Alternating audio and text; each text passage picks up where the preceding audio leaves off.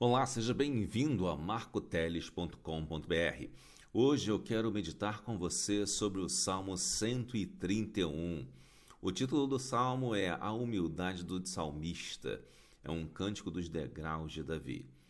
Diz o seguinte, o Salmo 131: Senhor, o meu coração não se elevou, nem os meus olhos se levantaram. Não me exercito em grandes assuntos, nem em coisas muito elevadas para mim. De certo, fiz calar e sossegar a minha alma, qual criança desmamada para com sua mãe, tal é minha alma para comigo. Espere Israel no Senhor, desde agora e para sempre. Pensando nesse salmo, nós vemos a questão da humildade de um salmista, e uma humildade no contexto já cristão, mas no Antigo Testamento, né? É interessante que o salmista, se coloca aqui, mesmo sendo o rei Davi, ele não se coloca como alguns hoje que se dizem cristãos, que abraçam filosofias, como se a filosofia fosse, vamos dizer assim, uma ajudadora da teologia. Não, a filosofia está para fora. O que interessa é a Bíblia Sagrada. E essas pessoas que se apegam às filosofias, como se a Bíblia dependesse de filosofia para ser entendida, essas pessoas costumam se orgulhar muito. Você vai poder ver no meu canal alguns desses sujeitos que seguem Aristóteles, Platão e Sócrates, se orgulhando de serem mais inteligentes do que o povo brasileiro, do que os analfabetos do Brasil. Desprezam o povo brasileiro, desprezam aqueles a quem eles ficam pregando sua ideologia, o que mostra que o interesse deles é puramente o poder. Mas veja Davi, Davi era um homem político. Davi era rei, obviamente era político. E Davi ele chega a um momento em que ele diz: Senhor, o meu coração não se elevou. É interessante que um homem político, um homem que faça realmente a vontade de Deus na sua função de político, seja de defender ideias ou de qualquer outra coisa, ele não pode nunca deixar que seu coração se eleve. Nós podemos ver aí alguns sujeitos que dizem que são o pai da direita do Brasil, que eles resolveram, que fizeram tudo sozinho e que ninguém fez nada sem eles. Né? Na verdade, se colocam no lugar de Deus. E parece que eles se consideram maiores do que Davi, né? E veja o que Davi fez. Senhor, o meu coração não se elevou, nem os meus olhos se levantaram. Quantas vezes você vê alguns sujeitos erguendo a mão para bater no peito, dizendo que são superiores a todos em termos de solução dos problemas do Brasil, e dizem que todos os brasileiros são ignorantes, são burros, e só aqueles que os seguem são bons. Isso é um exemplo de humildade de Davi. É ao contrário, eu estou mostrando aqui um contraste da falsa humildade filosófica. A humildade filosófica é falsa. E nós não podemos deixar que levem nossos jovens após essa humildade, porque não é verdadeira. A verdadeira humildade é aquela que o coração não se eleva e os olhos não se levantam sobre o seu irmão, sobre o seu próximo, sobre o seu compatriota. Davi continua dizendo: não me exercito em grandes assuntos. Ora, essas pessoas têm uma mania de se exercitar em assuntos complexos, em assuntos difíceis, como se exercitando-se nisso e mostrando sua grande notoriedade em alguns tipos de matéria, se tornassem superiores às outras, se tornassem, com seus olhos altivos e com seu coração elevado, eles se tornassem mais humildes porque dizem que são humildes, mas não porque agem com humildade. E Davi não se exercitava em grandes assuntos porque ele sabia que a sabedoria verdadeira vem de Deus. A sabedoria verdadeira vem da Bíblia Sagrada e não da filosofia. Davi viveu tempos antes da filosofia, mas tinha outros conhecimentos em seu tempo.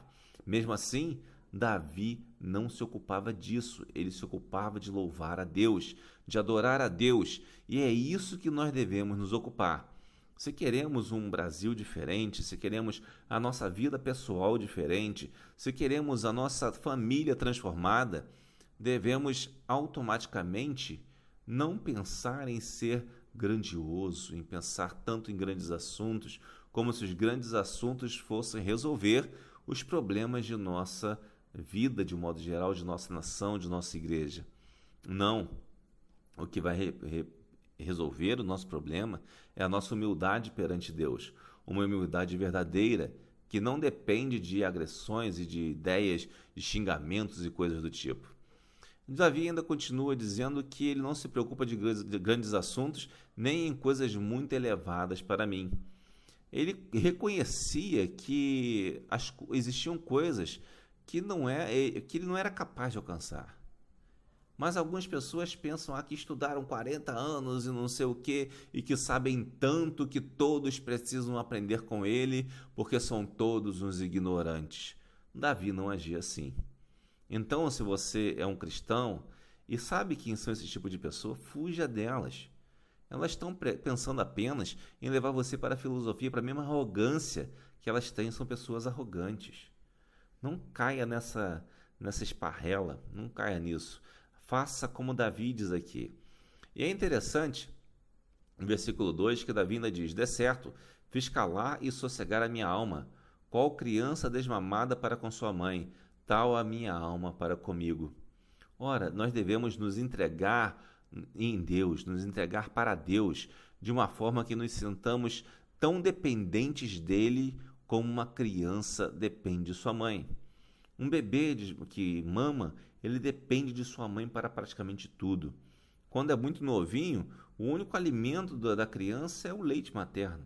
Algumas mães dão até outras coisas, mas não é necessário, só o leite já é suficiente. E é desse tipo de criança que Jesus está falando aqui, que mais uma criança diferente, que passou por esse período de mamar, de amamentação, e ela está sendo desmamada. E quando ela está sendo desmamada, ela começa a perceber que precisa voltar para aquele carinho, Precisa voltar para aquele cuidado, para aquele aleitamento de sua mãe. E assim somos nós, quando vemos que não somos grandes coisas e que precisamos ter o cuidado de Deus para sossegarmos a nossa alma, porque estamos ansiosos, porque não confiamos que podemos sair e que Deus cuidará de nós. Estamos, às vezes, esperando manter certas estruturas, mas precisamos confiar em Deus. E ainda diz no versículo 3, espere Israel no Senhor, desde agora e para sempre. Ou seja, se você está nesse momento sentindo-se como uma criança desmamada, que tinha segurança em alguma coisa e de repente você se sente até um tanto quanto orgulhoso de algumas coisas que fez ou que pode fazer, mas você se sente exatamente como uma criança desmamada, que está perdendo a segurança do seio da mãe, aquela segurança de estar ali aquecido, de estar cuidado. Eu quero que você pare neste momento e pense neste último versículo que diz: espere Israel no Senhor, desde agora e para sempre. Isso quer dizer para você, José, Maria, João, Antônio, Marlene, seja lá qual for seu nome, Espere você no Senhor, desde agora e para sempre. Pois se você esperar no Senhor, todas as coisas serão abençoadas em sua vida. E não interessa a notoriedade de alguma pessoa, quanto ela estudou, os títulos acadêmicos ou o reconhecimento dela no mundo, seja qual for, não interessa, porque quem espera no Senhor sempre será bem-sucedido.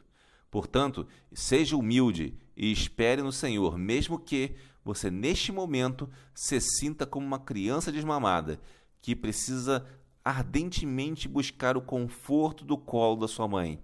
Mas liberte-se e confie no Senhor, porque o Senhor te dará crescimento e te dará sustento. Assim como Ele sustenta os passarinhos, também sustentará a sua vida. Amém.